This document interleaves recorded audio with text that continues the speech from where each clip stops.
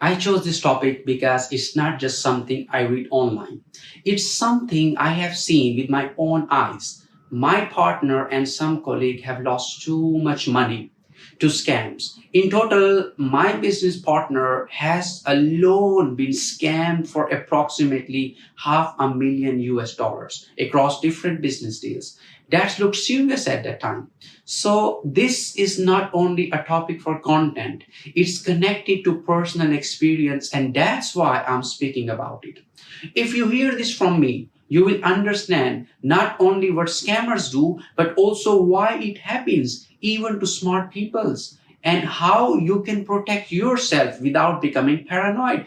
And just to be clear, I'm not a rich person acting like an expert. I started my YouTube channel mostly for marketing at first, but I post here from time to time because some people show interest in these topics. And if my experience can help you avoid even one mistake, then I'm here for you. We have different types of scammers. First, there are scammers who target you in the name of business, especially in industries that attract big money and big dreams like gold, oil, and large investment opportunities. My partner is in the gold bullion business, and he has lost a lot in Africa through deals that looked real on paper. Then you have other scams in the name of investment, oil deals like crude oils, so-called trading companies like crypto or fiat, diamond trading, and all kinds of opportunities where they promise big margin with professional looking documents. The second type is a personal scam. When they call you, message you, or email you and push you to click something, open something, or confirm something. And honestly, sometimes the most dangerous thing is not the link itself, it's the conversation. Because the more you stay on the call, the more likely you get manipulated, stressed, confused, and pressured. If someone calls you and starts asking you to verify your identity, download an app, share a code, or confirm your OTP, just hang. Just hang up as fast as you can. Some scammers are even confident enough to tell you they are from police or from a bank. And they already have your name and maybe some details, so it feels real. They will say they are updating your details or protecting your account, but they are actually trying to steal access. In the future, you will see many forms of scams, but the base will be the same, and that base is what I will explain today, how they trap you and how to avoid it. Now, let's talk about business scams, and especially the question, why do smart people lose money in these scams? This topic is sensitive because it's not just black and white. The simple answer is smart people lose money because they are smart, not because they're stupid. Okay. Some people are confident. They know business is about timing. They are used to moving fast and they often believe they can manage risk. And scammers know exactly how to use that psychology. Let me tell you a personal story. My business partner received an offer. Someone said they wanted to sell crude oil and they were looking for a buyer, but the price they found in the market was expensive. Then a week later, he received another email. We are searching for oil and gold. And if you can help us, or we can do business together. My partner replied, yes, I have a seller. The seller was from Estonia and the buyer company was in Malaysia. My partner did due diligence. He tried to verify the Malaysian company and the Estonian company. The communication looked professional. They negotiated like real business people. The seller even sent him a website where you could track the oil and see quantity, a fake tracking portal. The buyer showed negotiations behavior and even proof of funds. And here is where many people get trapped. Scammers often create 5 or 6 websites, fake companies, fake emails, fake stamps, but they use real bank names. So when you see the bank name, you think it must be real. The bank name might be real, but the people are not real. Then comes the pressure moment. One day, they told my partner, we received the oil and now we need to notarize the contract and we must pay notary fees urgently. So pay $35,000 immediately, then your commission will be released. They created an emergency. They created legal language. They created fear of missing the deal. My partner transferred the money in crypto and that was it. They disappeared after. Numbers was blocked, website was gone. You cannot trace them. Now you might say that's stupid, but wait before you judge. The lesson is important because in the end you might face something similar. And when it happens to you, and it will not look stupid in the moment, it will look urgent, logical, and professional. That's how business scams work. Now, another type of scammers are the one behind Ponzi schemes. And honestly, it can feel almost impossible to avoid them. Sometimes because they come through your own people, your friends, your family, your community. Many of them are victim first and then they become promoters without even realizing. The Ponzi works in simple pattern. They ask you to invest $10, $100, $1,000 or $5,000 and they promise daily, weekly, monthly returns depending on the scams. They show you small payment at the start, maybe 1%, 5% or even higher, but most of the time it's your own money or new investors' money being used to pay you. Then they push the real target, sponsorship. Bring someone you will even earn more. And imagine it's your best friend telling you, bro, invest only $100. Of course you will feel safe because you trust your friend and you see them receiving payments. That's why these scams spread faster than normal scams because trust is built into the system. But today my topic is not mainly about Ponzi schemes because that conversation can become very, very, very long and emotional. Today I want to focus more on business scams and professional looking traps, the ones where scammers behave like real companies and real deal makers. You will be surprised, but in the gold business, there are scammers everywhere. Sometimes it feels like 99.9% are scammers, especially in certain international routes and a certain deal structure. Since my partner is in the gold business, I want to tell you something very clear. Never pay upfront money. Never. Or SIF deals or shipping, taxes. If you don't have full control and verification, I will not mention countries, but you already know some routes are famous for this. If they ask for payment guarantee, be careful.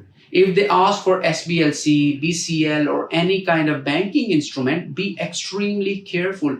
Many people think showing a bank document is harmless, but it can destroy you.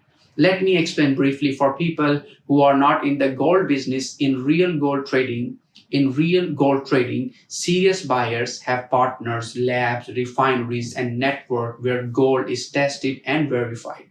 People buy with a margin. It can be 5 kilo, 50 kilo, 100 kilos or more. The scale is big, and that's why scammers love it. In the beginning, when my partner was new, they told him, we have gold miners and they want to sell in the international market. You can have a good margin. My partner said, okay, I will buy only when the gold is here in the lab and verified. They said, yes, contracts were signed, documents were exchanged, everything looks serious.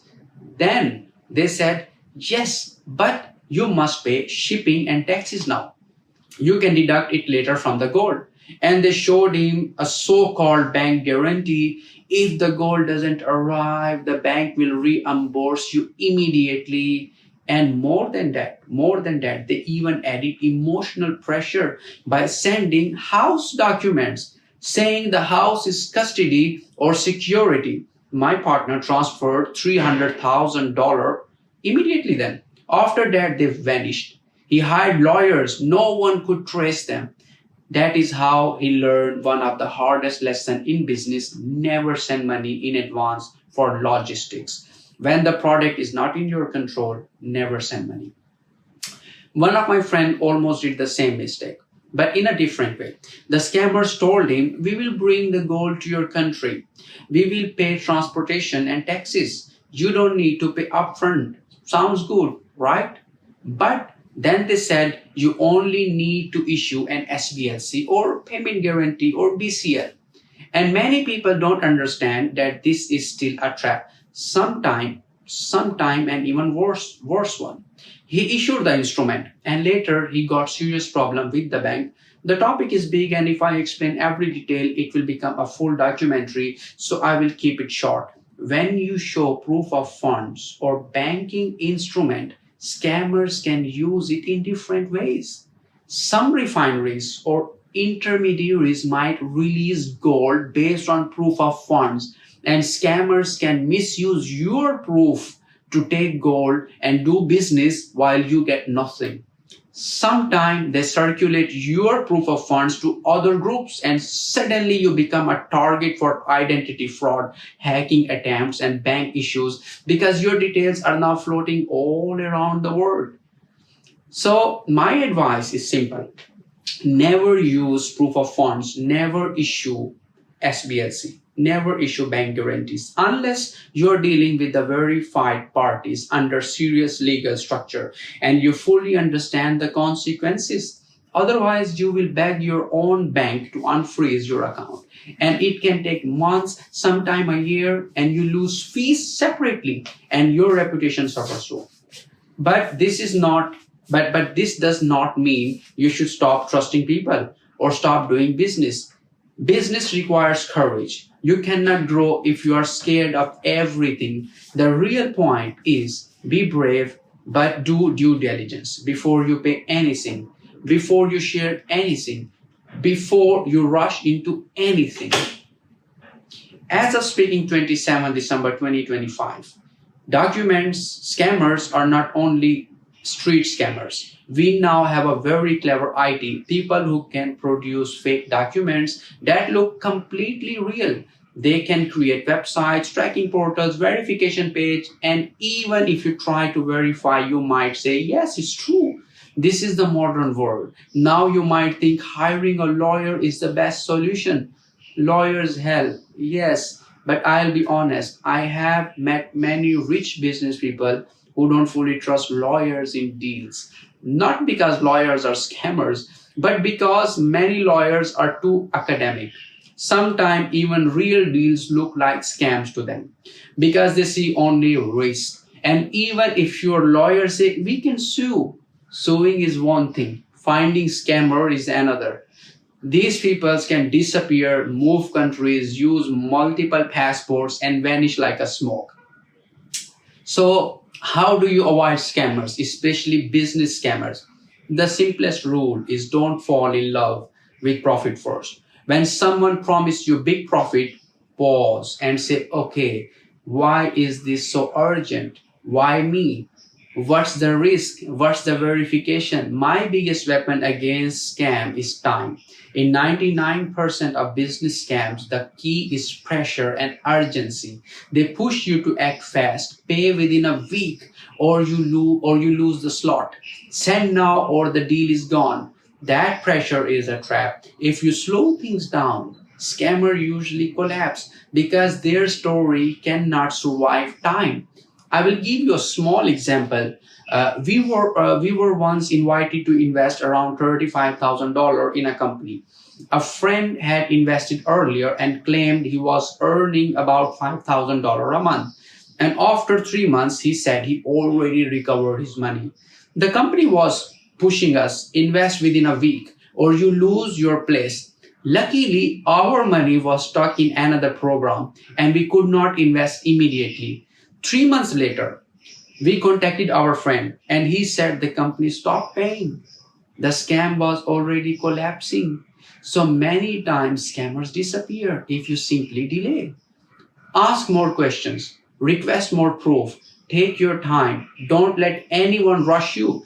And yes, you still need to trust people in business because without trust, You cannot move. But trust must be intelligent. Trust must be earned. And finally, a curious joke. Only small people like me develop trust issue.